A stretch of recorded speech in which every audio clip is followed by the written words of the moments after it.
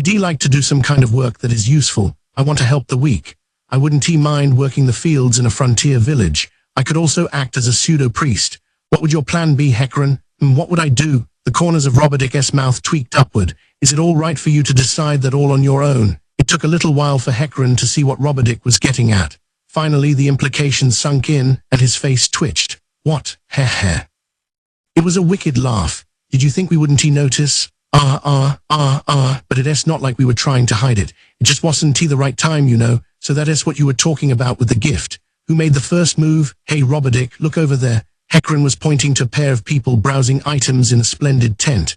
One was a warrior clad in raven black armor. A crimson cape hung down the figure's back, draped over huge swords. Quite a contrived way to change the subject. Well, that's fine. I'll tell you all about it later. That is some impressive gear. If the person inside is worthy of it, they would be one skilled warrior. Maybe someone we know got new armor. I am not positive, but I don't think it's anyone I've seen around the imperial capital before. And besides, see that woman standing there kind of hidden? She has a new face. I don't have a good angle. Who's more beautiful, her or Miss Amina? Don't go there, man. I can be answering a question like that, but honestly, the lady standing over there is prettier. Miss Amina is quite a pretty lady. If you, head over heels in love, would say that, then I see.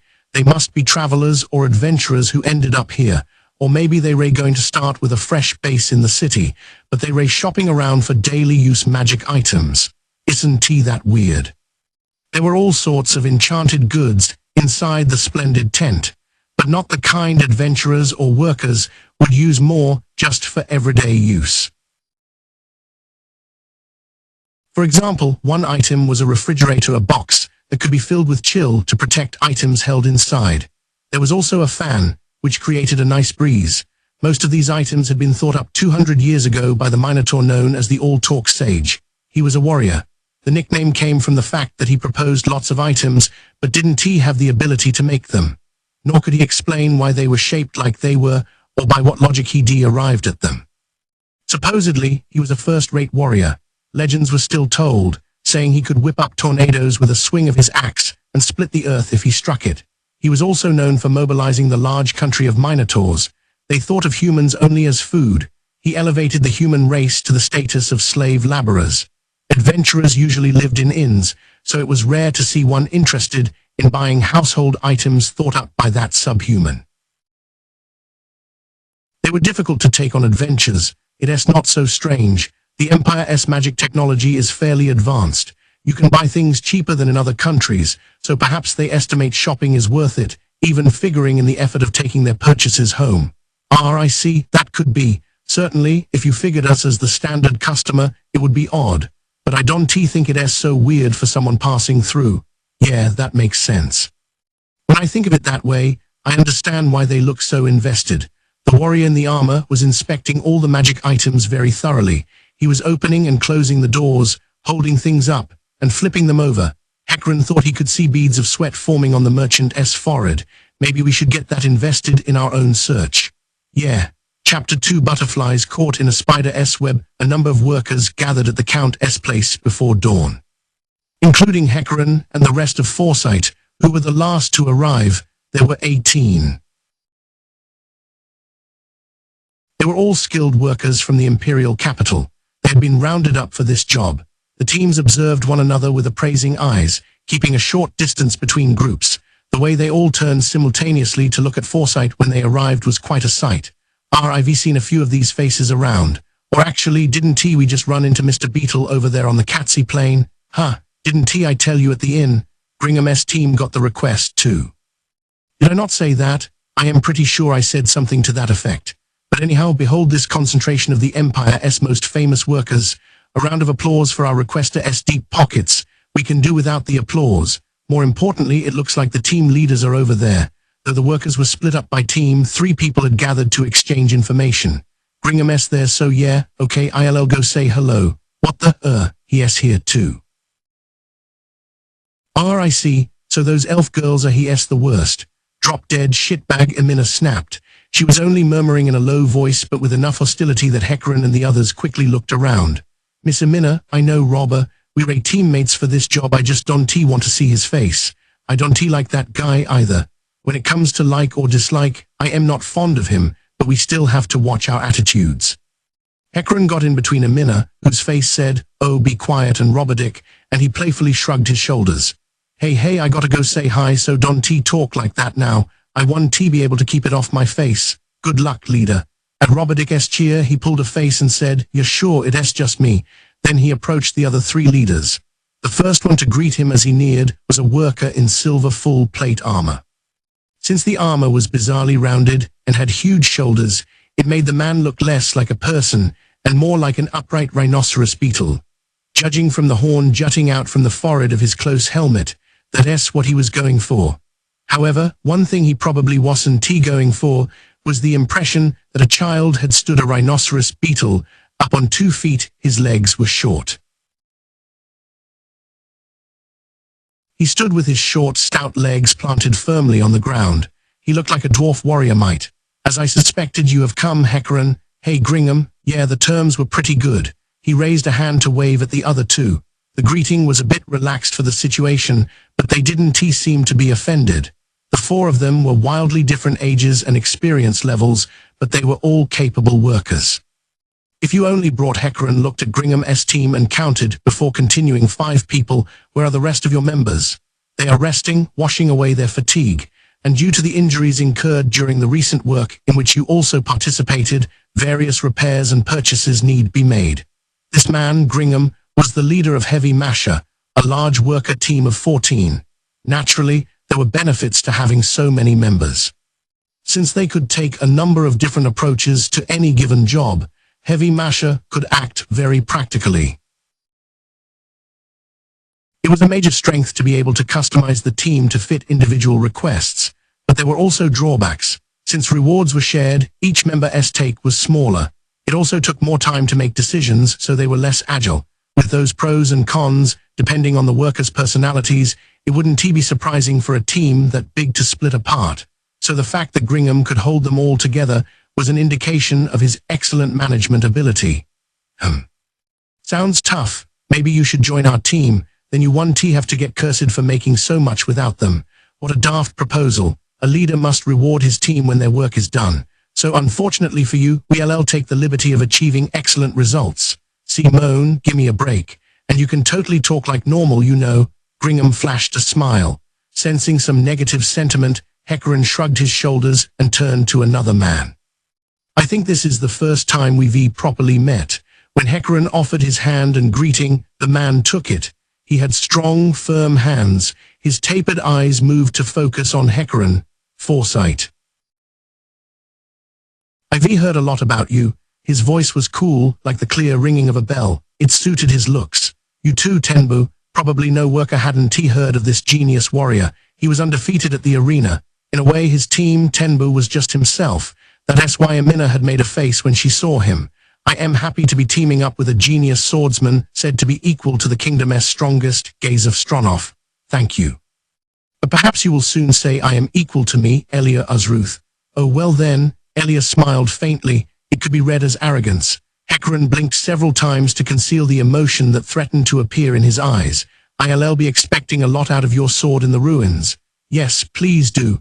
I just hope there are some monsters in there who will put up a fight. He patted the weapon on his hip. We don't know what kind of monsters are in there. Could be dragons. How terrible. If something as powerful as a dragon showed up, we might be in for a tough battle, but I'll show you how to win. Hecarim smiled with his mouth only. He continued to suppress his emotions while observing the reaction of the remaining leader in his peripheral vision. Given the rumor that Elia could win against an Orichalcum rank adventurer in a duel of blades, it wasn't so simple to declare his response simple bragging. Besides, it was good to have confidence in one's skills. It was also crucial for workers to emphasize their abilities. Of course, that was only if one didn't try too hard and fail. Dragons were the most powerful race in the world. They flew through the sky and loosed their breath. Their scales were hard, and their physical ability was unequaled. As they aged, they learned to use magic. They boasted lifespans to which those of humans could never be compared. The wisdom they accumulated was enough to make even sages prostrate themselves before them. It was precisely because they were so strong that they appeared in stories so often. They were sometimes an evil enemy and sometimes an ally to the hero. The 13 heroes' adversary in their last adventure had been a divine dragon. Heroes' ultimate opponents were often dragons. If Elia was arrogant enough to suggest they take on a dragon just because it came up in conversation, the only possible response was shock. His theatrical delivery might have indicated a joke, but unfortunately his eyes were dead serious. How inflated could his ego possibly get? Considering that they didn't know what kind of monsters were in the ruins, Hecarim was sure judging Elia's mentality a liability to the team was the right move. I should keep my distance from him. Collapsing is his prerogative, but if he leans on us, he'll be a burden, Hecarim noted with a faint smile. He decided to amend their handling of him. They would use him and dump him. So those are the members of Foresight, huh? Contempt and prejudice appeared in Elia's eyes when he saw Amina. It was rumored that Elia was from the slain theocracy, a religious nation where they believed humans were most sacred. Its citizens tended to consider those with non-human blood to be a notch inferior. To a man like that, the idea that the half-elf Amina was participating in this job on the same level as him was probably offensive. This is why people think that rumor is true, but if he was from the theocracy, he would have a baptismal name. Oh right, but some people say he discarded it. Grumbling in his head, he made sure to say something as well. Hey, make sure you keep your hands off my teammates. Of course, we're comrades for this job. I'll be good. I want to believe you. Elia was like a child with power who had only matured in size. Or rather, his mental unbalance was palpable. Hecarim had given his warning, but he still got bad vibes that didn't let him rest easy. What? Please do. Then getting back to our original topic, I'd like to pass on taking command during our trip.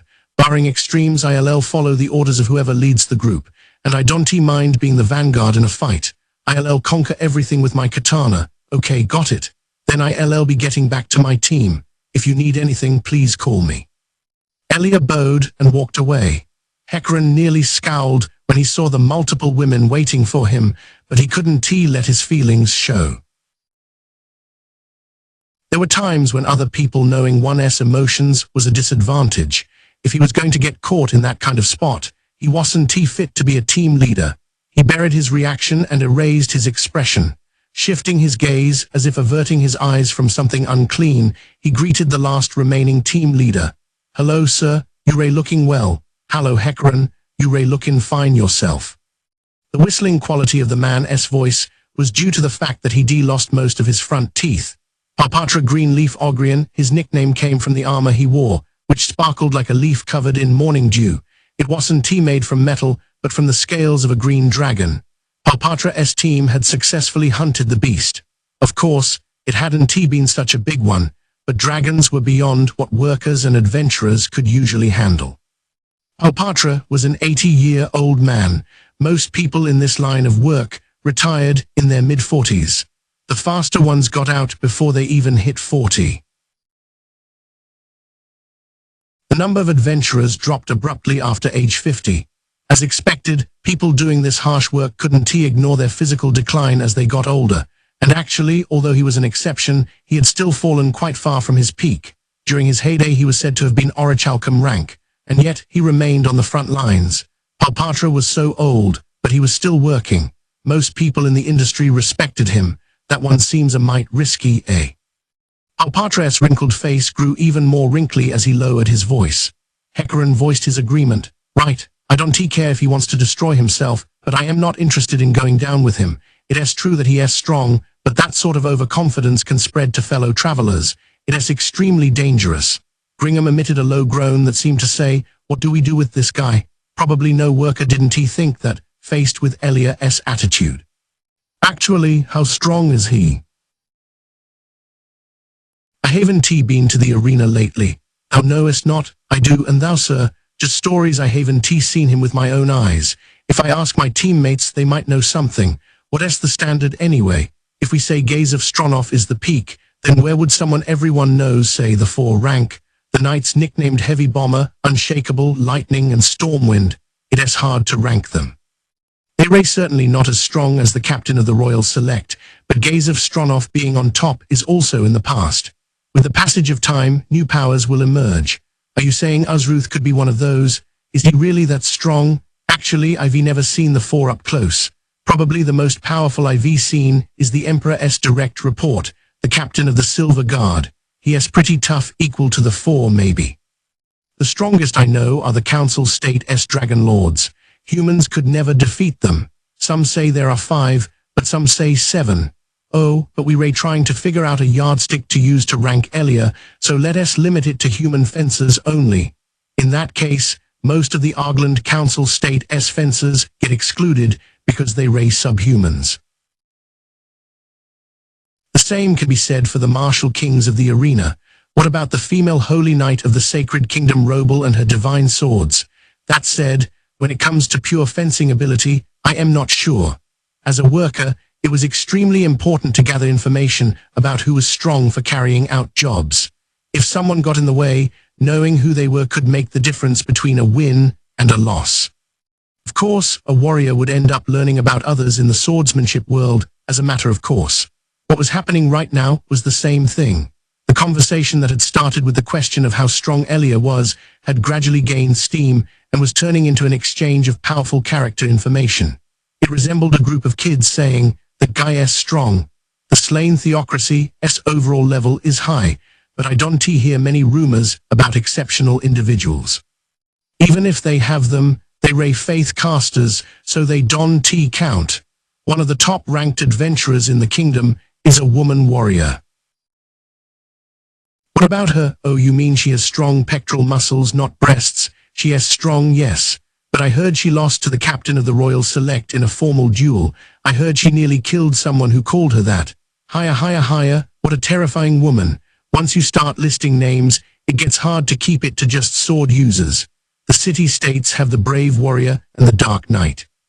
The Dragon Kingdom has Furious Flash Celebrate from the Adamantite Rank Adventurer Team Crystal Tier and Deep Red Optics from the Worker Team Blazing Crimson.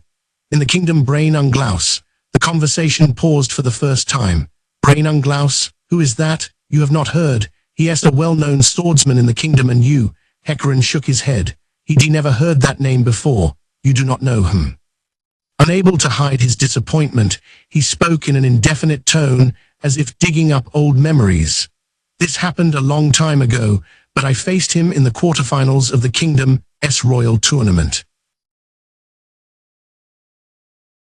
At the time I was nowhere near as strong as he was. Was that the tournament that Gaze of Stronov won? Indeed. In the end, Unglaus lost to Stronov, but their duel was worthy of close attention. They were both truly model fencers. I kept thinking, how did he block that? And oh, in this situation you can curve your blade to strike. I can only say I was lucky to witness it. If a man of Gringham's caliber was saying that, and Brain held his own against the warrior said to be strongest in any nearby kingdom, then he must be one first-rate fighter. There are a lot of tough guys in the world I've just never heard of, thought Hecarim admiringly. So then who do you personally think is stronger, that Unglaus fellow or Uzruth? Uzruth, Gringham answered immediately. Compared to Unglaus at the time of the tournament, definitely Uzruth. I saw him recently at the arena, so I am confident. In other words, he is equal to the captain of the Royal Select a few years ago. He is that strong. Whoops. Hecarim lowered his voice, after getting so excited he'd been shouting, I see. Unglaus, I guess I should make sure to keep up to date on the kingdom. Speaking of which, have you heard the big news about the 3rd Adamantite Rank Adventurer team? Of course I have, sir. Sorry. I haven't Hecarim, your ignorance will endanger our team. I realize that, but I can't go around gathering info on Kingdom adventurers. That would be a waste of money. Higher. You got some metal. I like you, sir. I'd like to get your opinion. I've heard the rumors about Momon of Ravenblack, but are they not overblown? Did his team truly beat a giant basilisk with only 2 people, with no one specialized in healing? Whoa, that can't be true. It would be nearly impossible to kill a giant basilisk with 2 people. Not even an Adamantite rank team could do it. So we agree, Hecarim. The more information I gather, the more suspicious he appears. There is even one story that says during the incident in the kingdom, he slayed a demon over 200 difficulty in one blow. This is merely my theory, But do you think perhaps the Kingdom Adventurers Guilds fabricated the stories and promoted him to Adamantite in order to increase their own influence? Could be. The appearance of a high-rank adventurer is major. But would the guild really fudge his rank like that? They can be pretty stubborn. Depends on the city. Each guild master is a little different. The head of the guild I had back when I was an adventurer was the nastiest variety. I socked him right in the face. Higher, that's why I am a worker now. Palpatra laughed heartily. The story of how he became a worker was notorious. There probably weren't any workers in the imperial capital who didn't know it. Anyone who went drinking with him heard it over and over. Still, I doubt they would do that. So you're saying those things are true? It is hard to believe. Even giving him the benefit of the doubt, although common sense says a difficulty rating over 200 is already fishy, he wouldn't be able to defeat something so strong in one blow.